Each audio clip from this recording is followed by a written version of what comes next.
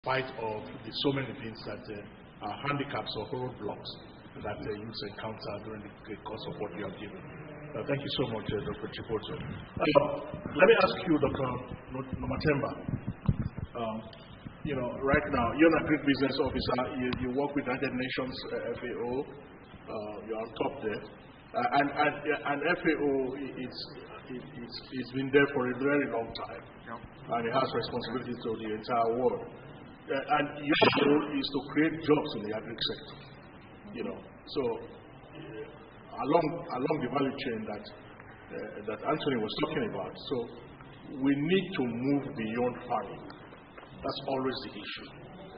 Where do you see the greatest employment opportunities for youth along that value chain that Dr. Anthony was talking about? Thank you very much. And building on what the previous speakers have said, indeed, farming is only one segment of the value chain, and therefore, if we are to create more employment opportunities for youth, we need to move beyond that and look into other segments. And there are many opportunities.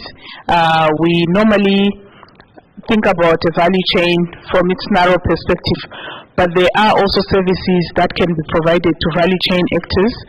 So there are opportunities that are linked to provision of services. For instance, we have a number of youth that are already providing, for instance, services such as mechanization hire services. So they are not farming themselves, but they actually making sure that they have the skills to be able to do that. There was also mentioned that in the presentation that there are skills that are lacking when it comes to the technical part. When a farmer procures, for instance, machinery such as a tractor or a combine harvester, most of the time they have to really struggle to find a repair for those services. And these are the skills that when youth, even those that have gone to TV services, can acquire those skills and then be able to provide such services. But within the value chain as well, I won't repeat what Aike said about the agro-processing sector, but we have logistics moving or connecting areas of high production to those that to the market, and that's a role where we see some of the role, and they call them runners. I think colleagues here who live in Kenya know this model, that nowadays we have young people that are able to move agricultural produce from where it's produced to the consumers. And they're able to do that, and that creates sources of employment for them. So really, in terms of, there's no one segment where, and it depends on the country where, in the value chain, which is being, which we're looking at. But definitely, what we've done at FAO to really help practitioners that support youth in this space is to provide guidelines on how they can analyze different value chains. So we have youth-sensitive value chains, where there is a mapping of where the youth can actually find opportunities, and in the process be able to contribute to transformation of agriculture on agri-food systems. Maybe also the other thing that I want to touch on is on the issue of use of digital technologies. Many youth understand this easy, and they can actually provide these services to the value chain from different areas, even from other areas where they prefer to be, but they are contributing towards the agri-food system. I'll stop here for now. Okay, thank you. To stop there. I'm going to ask you more questions. Okay. Okay.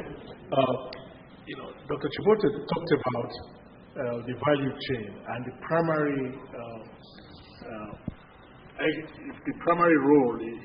At the very beginning, he talked about the production part of the value chain. And he said the youth are not interested in that.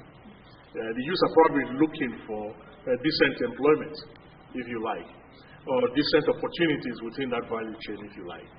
I want to ask you, as the FAO officer, seeking to support the creation of that employment in the African agri-food sector, how would you characterize the use of the word decent?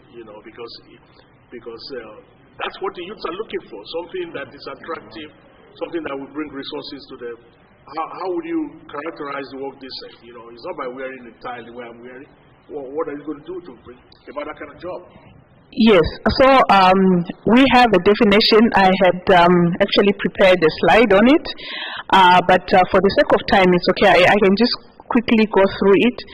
We have looked at 6 dimensions of decent employment, and the first aspect of that is employment. So it's about the quality, not the quantity of the job. You can have, a job.